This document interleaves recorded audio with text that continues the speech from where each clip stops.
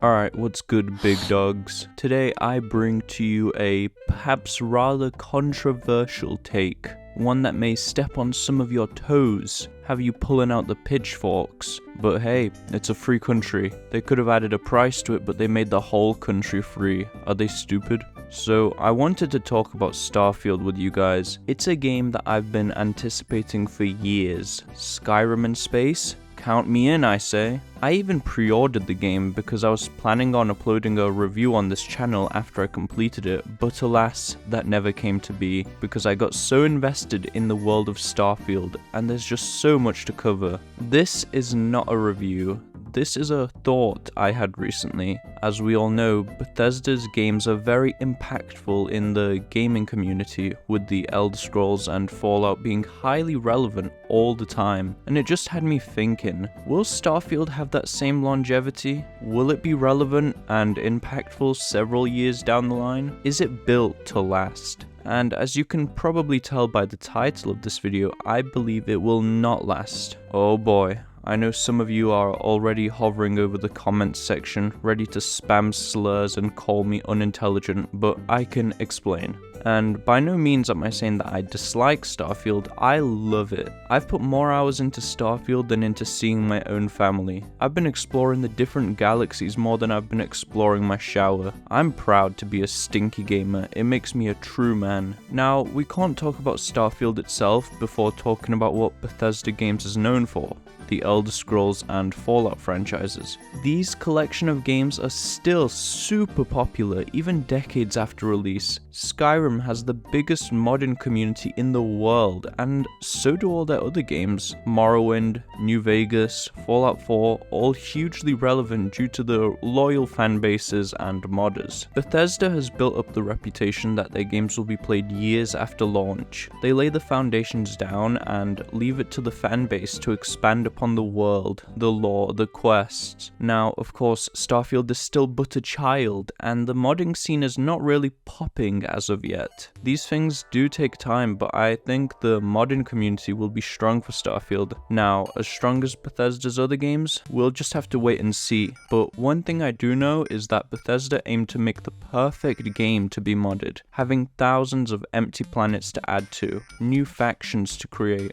new storylines. The community now has so much more space to play around with, no pun intended. But whilst the modern community may help boost Starfield's relevance, how about the base game? Will it be as beloved as the fantasy world of the Elder Scrolls, or the apocalyptic nightmare that is Fallout? Well, there is one major complaint that I, and many others, have had with Starfield, and specifically its opening mission. You see, Bethesda's other games have this magic to it, with the way they open up and reveal the world that the developers have created. In Fallout, you typically exit a bunker and are greeted with a desolate and destroyed world, one that is unfamiliar and deadly. With Elder Scrolls, you exit imprisonment and step out into the world of magic, of beauty, and of Argonian maids. These games have strong openings that are universally loved, but Starfield, it doesn't have that same effect. You're a miner, and I don't mean a child, but someone that digs materials from caves on some Minecraft Steve type shit.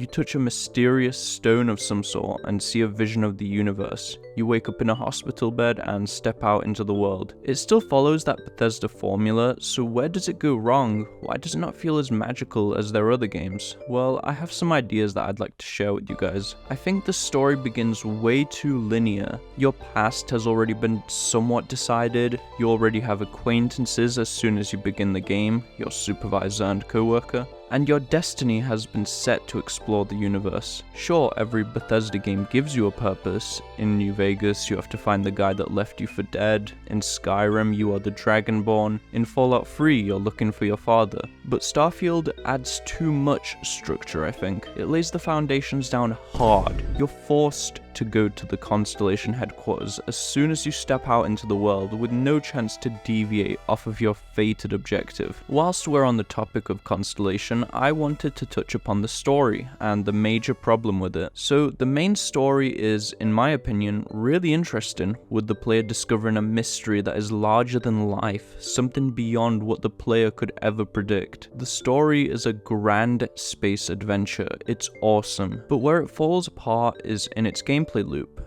And when I say loop, I really mean it. Without spoiling, the main story has you fast traveling from planet to planet constantly and trying to find that same stone that gave you visions at the start of the game. The problem is, these fetch quests are rarely ever unique, having you land on another bland planet and sprint for several minutes in one direction to your objective. Sometimes there's enemies that greet you at your objective, sometimes there isn't, and that's pretty much the majority of the story. The New Game Plus is even worse, as the story itself is pretty much ignored and you just have to go and find these weird stones for an hour to progress. But I'd like to repeat, I think the concept of the story is good, but the execution of the gameplay is terrible. It's so bad that I have trouble understanding how this was ever greenlit. It just works. The main story's gameplay is a whole nothing burger. The side missions, however, are way better, having much more interesting gameplay, although it's still the same stuff we've seen in previous Bethesda titles, but at least they aren't fetch quests, or not as many of them as the main story. So I want to touch upon the actual technicalities of Starfield. I am by no means an expert in game development, but I am an expert in my own enjoyment of a game, and I think one thing that doesn't help Starfield's chances at being timeless like other Bethesda games is its technical restrictions, or its supposed technical restrictions. Uh-oh, Todd has done it again. He's made a game that's technically behind anything else this generation. It just works. Juicehead made a great video explaining why loading screens are holding Starfield back so much, but let me give you the short answer, the scoop.